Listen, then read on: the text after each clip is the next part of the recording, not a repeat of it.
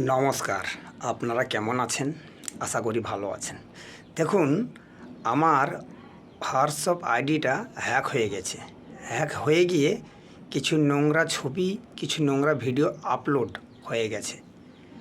তো আমি বলবো যে এই ভিডিওগুলো আপনি বা আপনারা এড়িয়ে চলবেন। তো এর জন্য আমি আপনাদের কাছে ক্ষমা প্রার্থী। আমাকে ক্ষমা করে দেবেন। যদি ভুল ত্রুটি করি মার্জনা করে দেবেন। তার একটা কথা বলতে চাই, যিনি হ্যাক করে এই সব ছবি পাঠিয়েছেন, আমি ওনাকে বলছি, দেখুন, মানুষকে সম্মান দিতে না পারেন, মানুষকে কোনো সময় অসম্মান করবেন না। আপনি আজ আমার করেছেন এইভাবে কোনো দিন কোনো মানুষের এরম বড় ক্ষতি করবেন না। এর ফলে একটা মানুষ বদনাম হয়ে যেতে পারে। তো আমি বলবো, আশা করি দ্বিতীয়বার আপনি এই সব কাজ কোনো সময় কারো করবেন না। নমস্কার, ভালো থাকবেন।